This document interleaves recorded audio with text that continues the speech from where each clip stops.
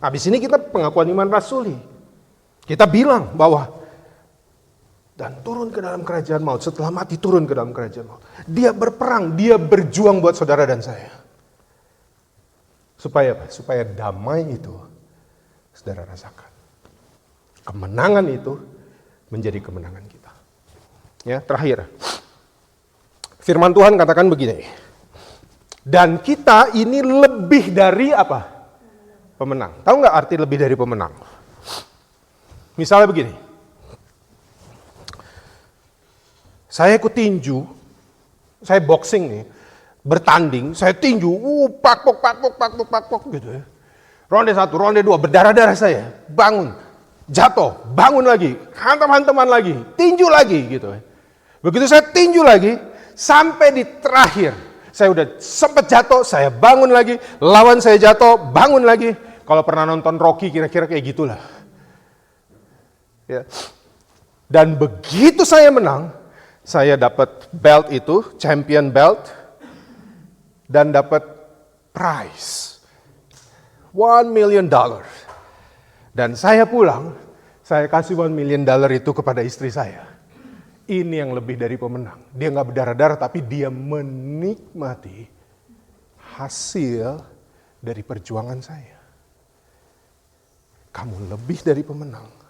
Yesus berjuang untukmu dan saya. Dia menang. Dan yang menikmati siapa? That's why kita dibilang, kita lebih dari pemenang. Saudara harus ngerti itu dengan baik.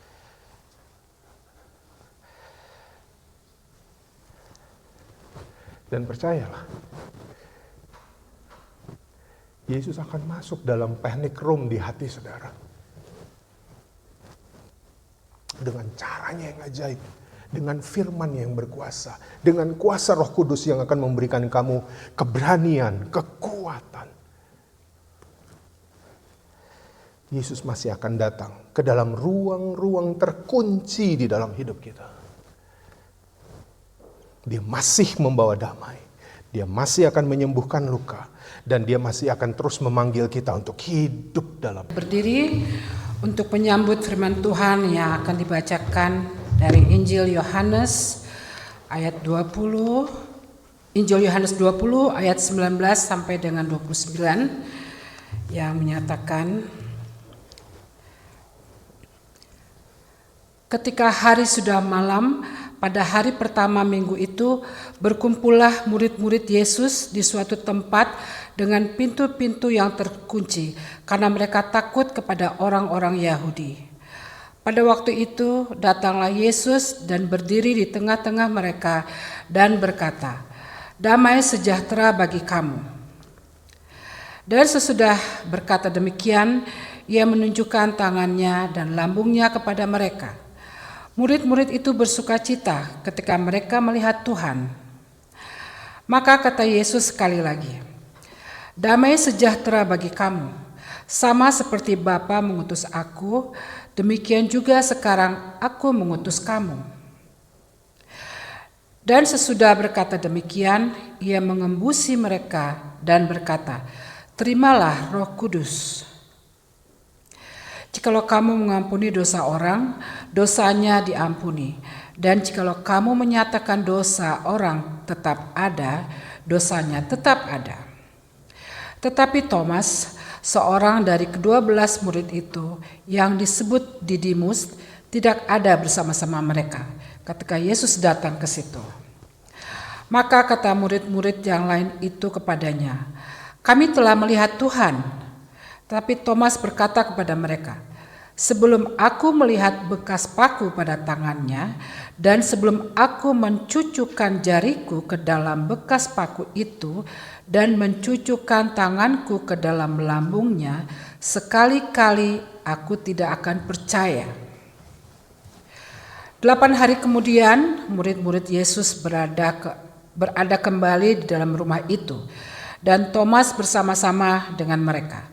Sementara pintu-pintu terkunci, Yesus datang dan ia berdiri di tengah-tengah mereka dan berkata, "Damai sejahtera bagi kamu." Kemudian ia berkata kepada Thomas, Taruhlah jarimu di sini dan lihatlah tanganku. Ulurkanlah tanganmu dan cucukkanlah ke dalam lambungku. Dan jangan engkau tidak percaya lagi, melainkan percayalah. Thomas menjawab dia, "Ya Tuhanku dan Allahku." Kata Yesus kepadanya, "Karena engkau telah melihat aku, maka engkau percaya. Berbahagialah mereka yang tidak melihat, namun percaya."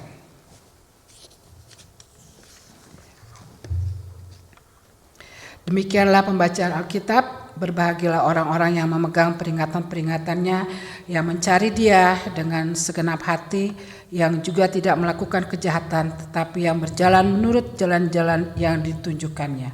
Haleluya. Haleluya. Haleluya.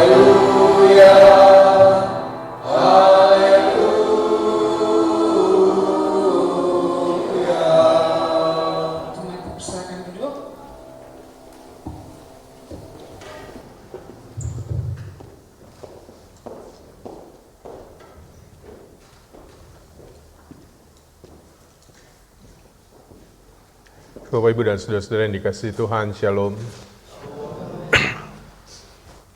Saya mengingat sebuah film, kurang lebih film itu di awal tahun 2000-an. Ya. Film itu diperankan oleh Jodie Foster. Dia menjadi seorang ibu, tinggal di dalam satu rumah besar bersama dengan seorang anaknya. Lalu pada satu malam, di rumah besar itu mereka merasa terancam. Ada orang-orang yang masuk menyusup di dalam rumah mereka, mencari-cari sesuatu, dan ketika mereka sadar, ibu dan anak ini sadar, maka dia pergi langsung di bagian rumah itu yang aman menurut dia. Dia masuk ke dalam satu ruangan yang sudah dirancang dengan sebuah tujuan untuk melindungi mereka dari bahaya. Ruangan itu pintunya terbuat dari baja yang sangat tebal. Tidak mudah untuk ditembus dan tidak mudah dibuka dari luar. Film itu berjudul Panic Room. Jadi rumah punya tempat. Kalau panik, pergilah ke situ untuk melindungi diri. Nah, Bapak, Ibu, dan saudara yang dikasihi Tuhan, begitu mereka masuk dan mereka mengunci pintu di panic room itu, di dalam sana mereka akan merasa lebih aman. Tapi ada satu masalah. Meski mereka aman dari orang yang di luar dari ruangan itu, tapi di satu sisi, kalau lihat dari luar demikian, tapi kalau lihat dari dalam, maka mereka juga menjadi dua orang yang sedang terkunci dan terkurung di dalam panic room itu. Dan rasa aman itu perlahan akan berubah menjadi tekanan. Ketakutan mereka tetap ada, bahkan semakin terasa, dan karena mereka tidak bisa keluar. Mereka ada dalam satu ruangan, merasa aman, tetapi di sisi lain mereka terpenjara karena tekanan dari luar. Nah, Bapak, Ibu, dan saudara-saudara yang dikasihi Tuhan, bukankah seringkali dalam hidup kita, dalam hati kita juga punya panic room. Kalau Bapak, Ibu, bertemu orang, ada orang-orang yang merasa dia nggak mau tahu ada masalah-masalah yang terjadi pada dirinya. Dia merasa terancam kalau orang tahu ada masalah pada dirinya. Dia merasa terancam kalau orang tahu dosa-dosanya. Maka dia menyimpan di hatinya itu ada satu ruang seperti panic room. Dan dia menyimpan semua di situ rapat-rapat. Supaya nggak ada satu orang pun yang tahu.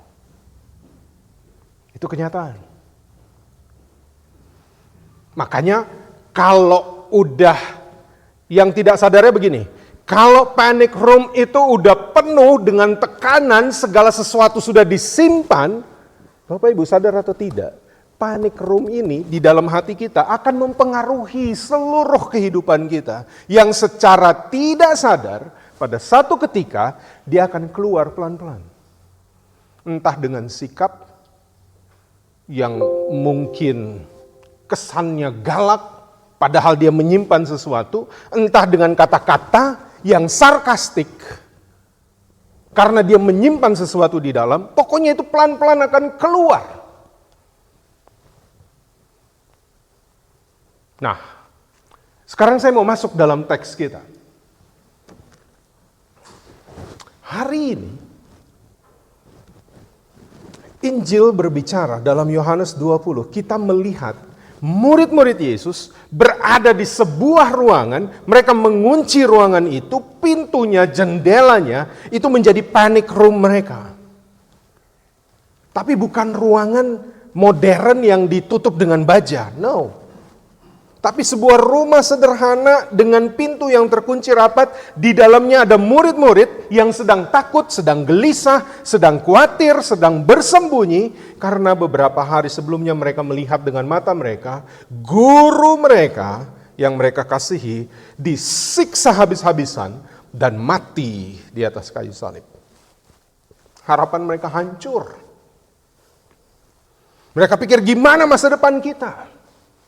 Kalau guru kita dicari, guru kita ditangkap, guru kita disiksa, guru kita dibunuh. Mungkin satu waktu kita juga bisa begitu.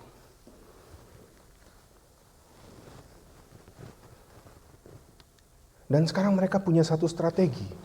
Satu-satunya strategi.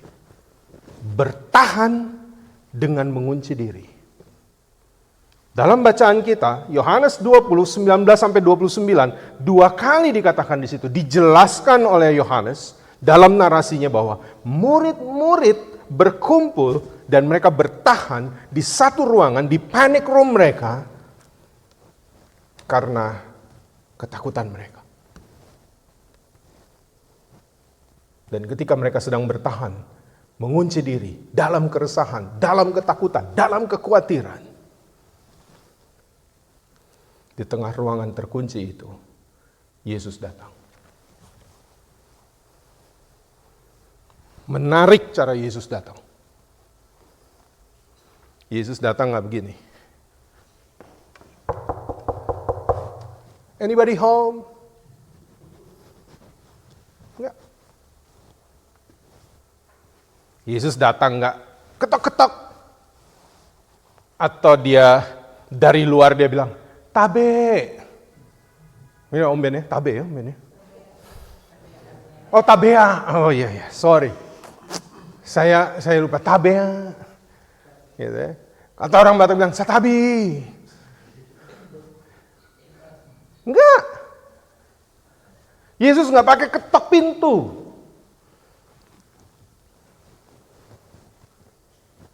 Tapi di ruangan yang mereka rasa aman, di ruangan yang mereka kunci, tiba-tiba Yesus muncul. Bapak Ibu bayangin nggak? Yuk kita bayangin, kita lagi di panic room ini, misalnya. Ketakutan di luar sana, luar biasa mengancam kita. Dan ketika kita lagi ketakutan, tiba-tiba ada satu sosok yang muncul di tengah-tengah kita. Coba, mau keluar, nggak mungkin. Di dalam sini, siapa dia tiba-tiba muncul?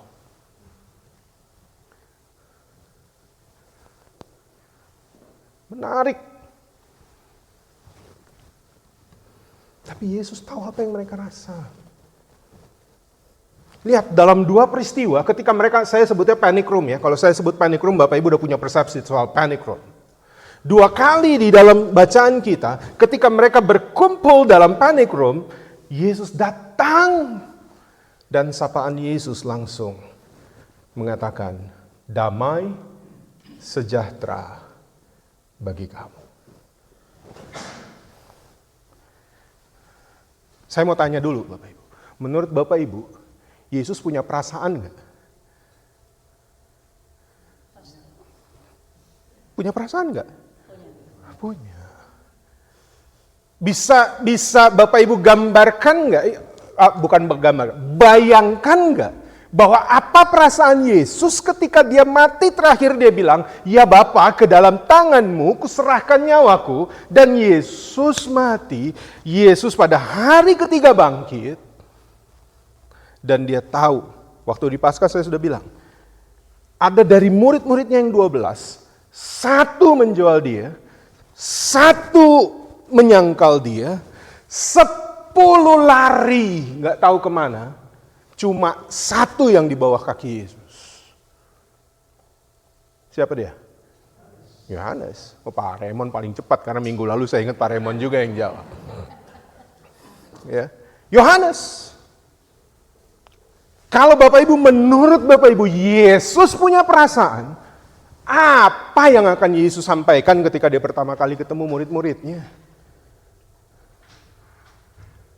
Ketika murid-murid itu lagi takut, lagi resah, lagi khawatir, Yesus bisa datang.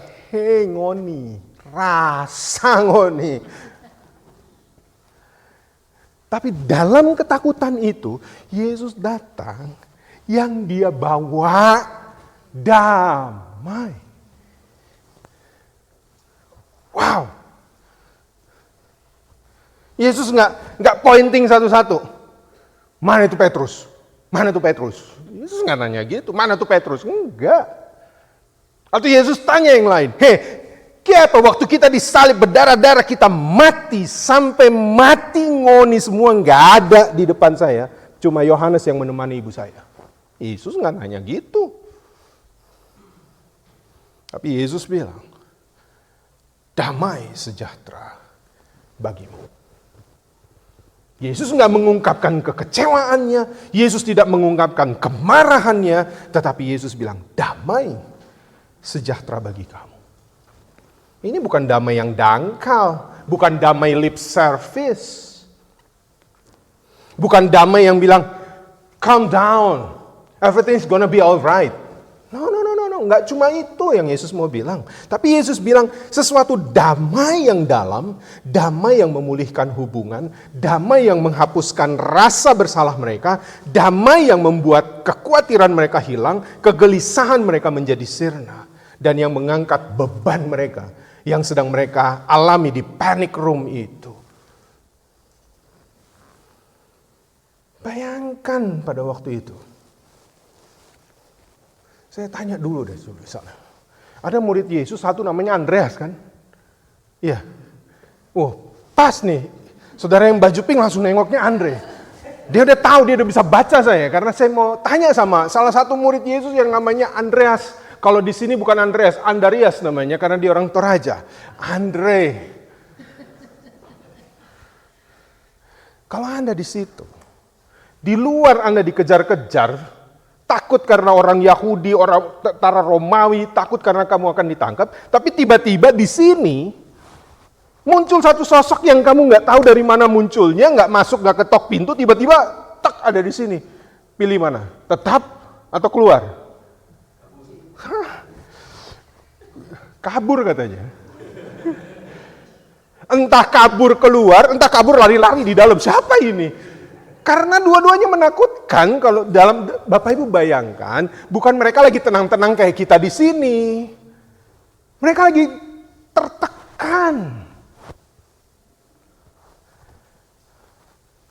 Nah, dalam situasi itu, Bapak Ibu ingat ya, Yesus selalu datang membawa damai.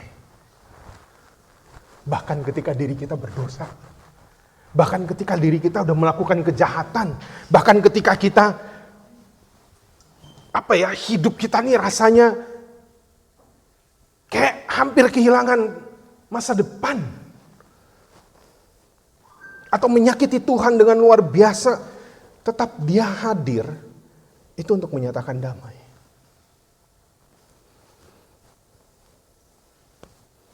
Murid-murid yang lari, murid-murid yang menyangkal, murid-murid yang gagal untuk mempertahankan iman mereka, tidak disambut dengan penghakiman, tapi dengan damai.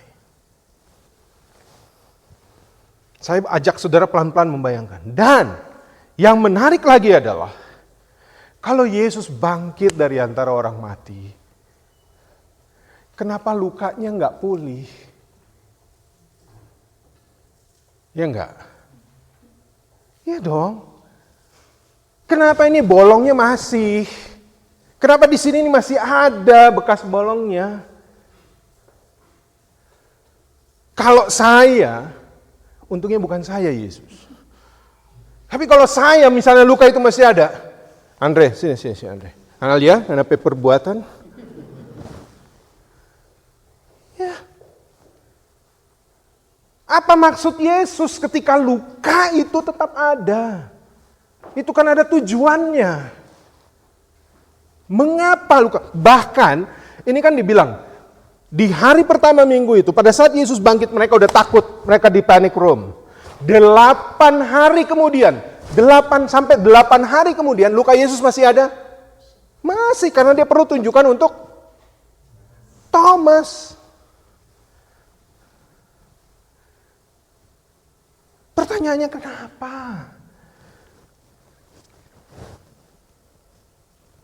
Yesus mau bilang, hey, luka ini bukan tanda kekalahan. Tapi ini tanda kasih yang menang. Aku terluka. Tetapi kasihku untuk kamu itu menang. Dan disinilah mungkin kita mulai mengerti sesuatu yang dalam bahwa Tuhan, saya masuk di panic room kita, ya, ini aplikasi nih. Panic room kita itu kadang menimbulkan luka di dalam hati, dan luka-luka itu seringkali tidak langsung sembuh. Saudara harus tahu itu. Luka itu nggak langsung sembuh. Dan luka di dalam, itu biasanya lebih lama sembuhnya. Saya udah pernah bilang, luka di luar, tempel Band-Aid, kasih betadine, cepat sembuhnya. Luka dalam, minum betadine sayang.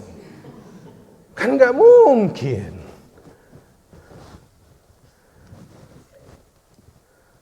Tapi saudara harus ingat, terkadang luka itu nggak dihapus seketika. Saya nggak tahu kita berapa di sini. Let's say 30 orang. Adakah 30 orang yang duduk di sini yang nggak pernah punya dalam tubuhnya dari ujung kepala sampai ujung kaki bekas luka? Ada yang pernah terluka? Pernah? Bekasnya masih ada? Banyak lagi. Bekasnya masih ada. Bapak Ibu, bukan tubuh kita aja yang sering terluka. Hati kita juga sering terluka. Makanya ada lagu hati yang masa ya? Betul ya? Betul ya? Saya mau minta nyanyi tapi nggak usah deh. Gitu. Bayangkan, yang di luar luka itu masih bisa dilihat. Saya pernah, ini saya masih ada satu di sini nih, goresan. Ini dari ketika saya pelihara anjing husky, gede, dia suka banget begini-begini. Dan ketika dia sedang bercanda sama saya, dia punya kuku nancep, Saya pikir.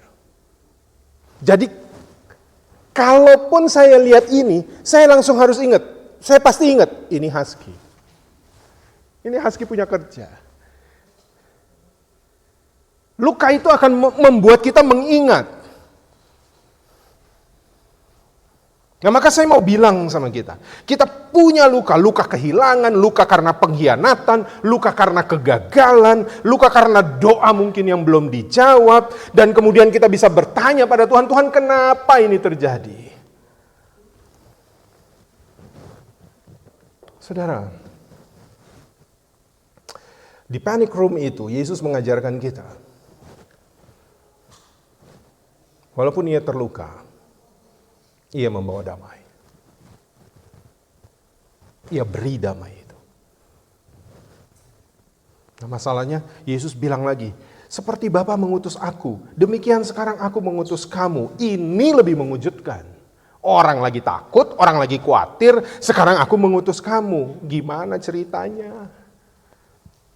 Tapi mereka lupa bahwa Yesus sudah pernah bilang, aku mengutus kamu seperti seekor domba di tengah kerumunan.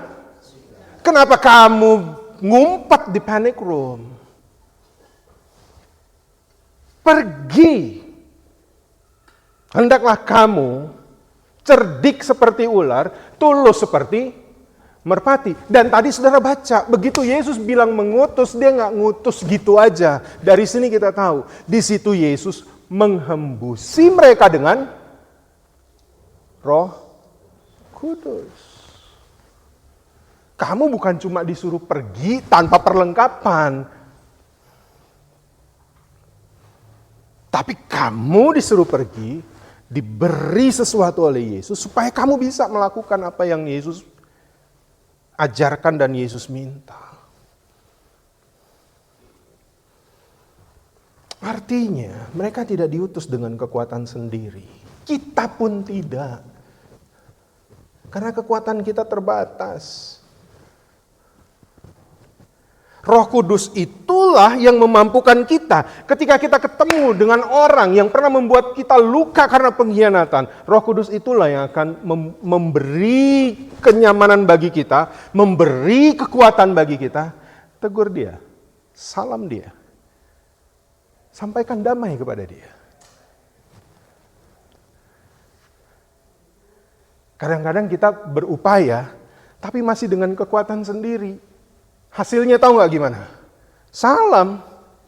Bu Flo menyakiti saya salam. Tapi yang saya lihat Bu Susan. See?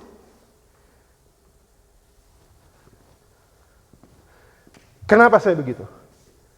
Karena dengan kekuatan saya sendiri. Saya pikir ya udahlah, kita manusia. Karena Yesus tahu kita manusia, maka Yesus menghembusi Roh Kudus. Karena Yesus tahu murid-muridnya juga manusia, maka dia bilang, aku hembusi Roh Kudus. Nah, saya lanjut ke kejadian 8 hari. Murid-murid kumpul lagi. Bilang sama si Thomas, gak ada di sini nama Thomas. Gak ada ya? Bersyukur. Mas Tom.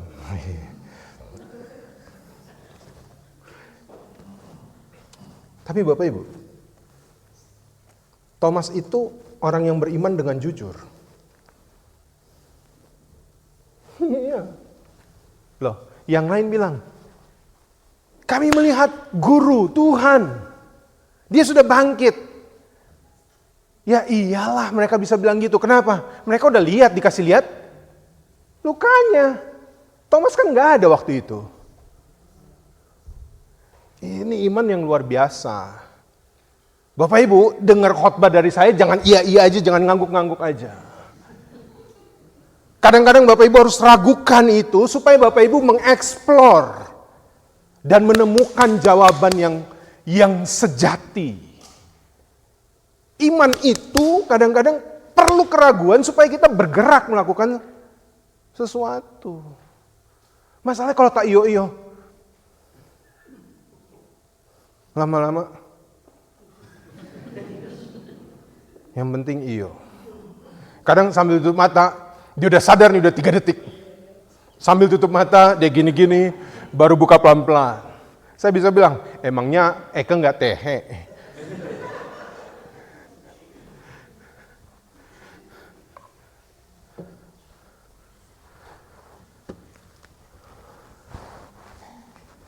Tapi Bapak Ibu, Tuhan Yesus tidak langsung menghapus lukanya.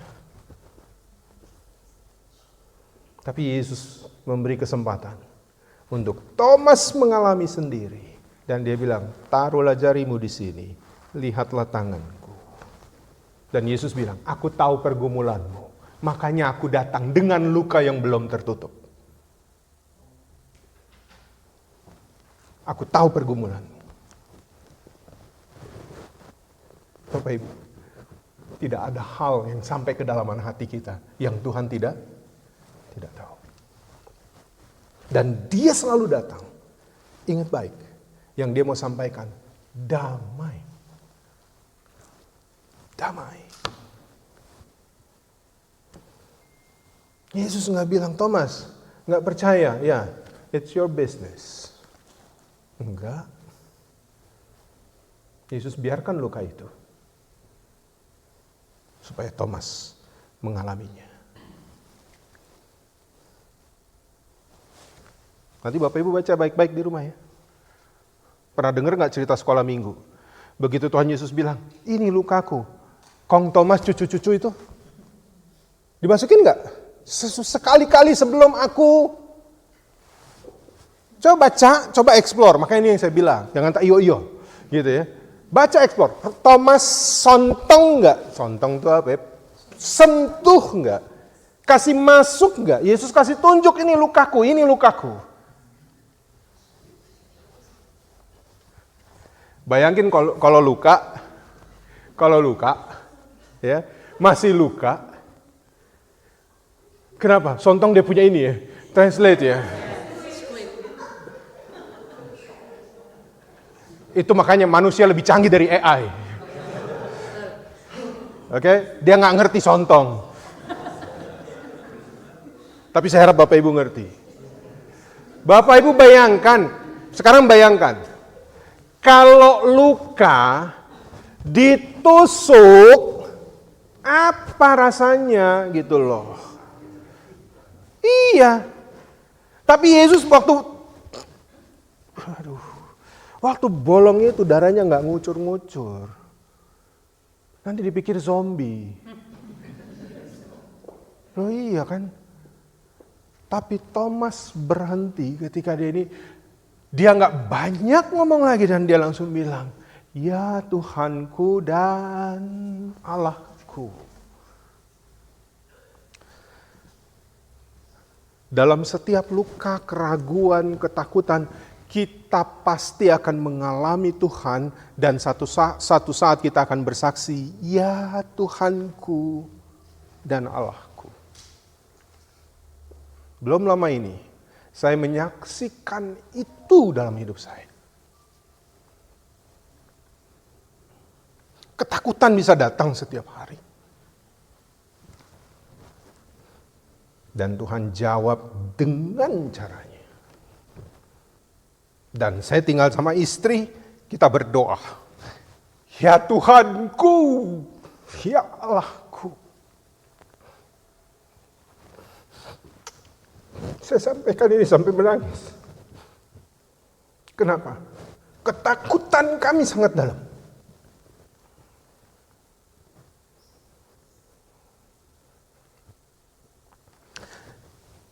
Dan Tuhan biarkan kami alami itu. Supaya kami mengalami kasih Tuhan. Dan itu akan membuat kami percaya. Kami gak lihat jalanmu Tuhan. Tapi kami percaya Engkau bekerja bagi kami. Itu kan yang Tuhan Yesus buat waktu dari Jumat Agung. Ini yang saya mau Bapak Ibu sadar ya. Dari Jumat Agung sampai ke Minggu Paskah. Di Sabtu itu tahu nggak apa yang Tuhan buat? Dia turun ke dalam kerajaan maut. Dia berperang.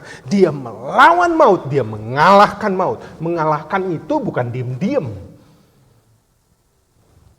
Habis ini kita pengakuan iman rasuli.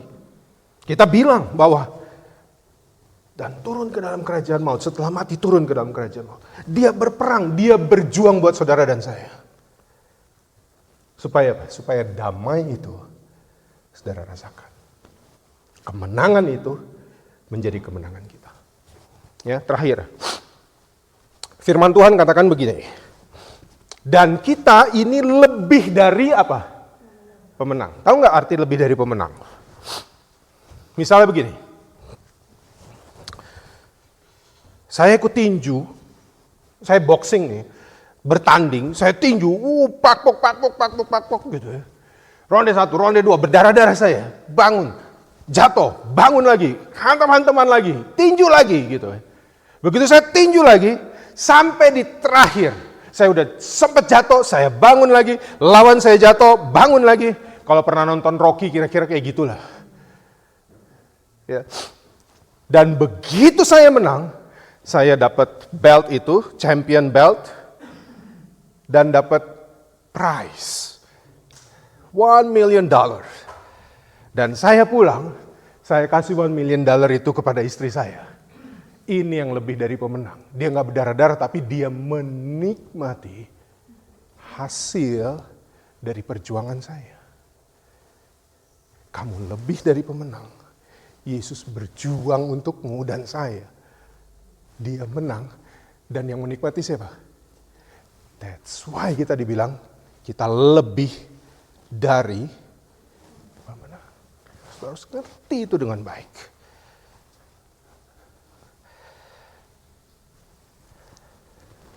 Dan percayalah,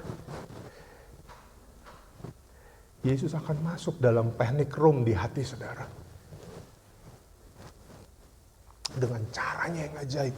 Dengan firman yang berkuasa. Dengan kuasa Roh Kudus yang akan memberikan kamu keberanian, kekuatan. Yesus masih akan datang ke dalam ruang-ruang terkunci di dalam hidup kita. Dia masih membawa damai. Dia masih akan menyembuhkan luka. Dan dia masih akan terus memanggil kita untuk hidup dalam iman. Maka saudara-saudara, mungkin hari ini kita datang dengan hati yang tertutup, dengan ketakutan yang kita sembunyikan, dengan luka-luka yang kita simpan, dengan pertanyaan-pertanyaan yang belum terjawab. Tuhan, kenapa hal ini terjadi dengan saya? Tetapi kabar Paskah tidak berhenti di kubur kosong. Kabar Paskah berlanjut ke ruangan terkunci, panic room itu. Dan di sana kita mendengar suara dari Sang Juru Selamat, damai sejahtera bagimu. Maka hari ini kita diundang, bukan untuk pura-pura kuat, tidak. Bukan untuk menyembunyikan luka kita, tidak. Bukan untuk menekan keraguan kita, tidak. Tapi buka ruang hatimu, dan biarkan Yesus masuk. Dan ketika dia masuk, ketakutan tidak lagi berkuasa, luka tidak akan sia-sia luka itu terjadi dalam hidup kita. Dan keraguan tidak lagi menjadi akhir dari cerita hidup kita. Tapi sebaliknya, semua itu menjadi sebuah pengalaman untuk kita melihat dan mengalami Tuhan. Dan itulah mengapa kita akan memahami bahwa saudara dan saya, kita ini adalah orang-orang yang lebih dari pemenang. Tuhan memberkati saudara. Amin.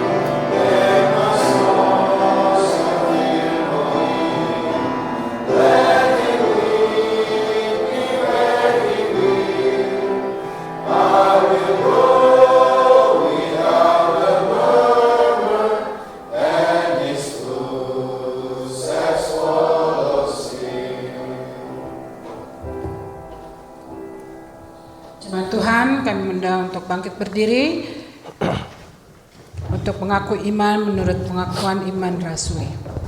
Hendaklah setiap hati dan mulut masing-masing berkata, Aku percaya kepada kepada Allah, Bapa yang Maha Kuasa, Khalik langit dan bumi, dan kepada Yesus Kristus, Anak yang tunggal Tuhan kita, yang dikandung daripada Roh Kudus, lahir dari darah Maria, yang menderita di bawah pemerintahan Pontius Pilatus, disalibkan, mati dan dikubur.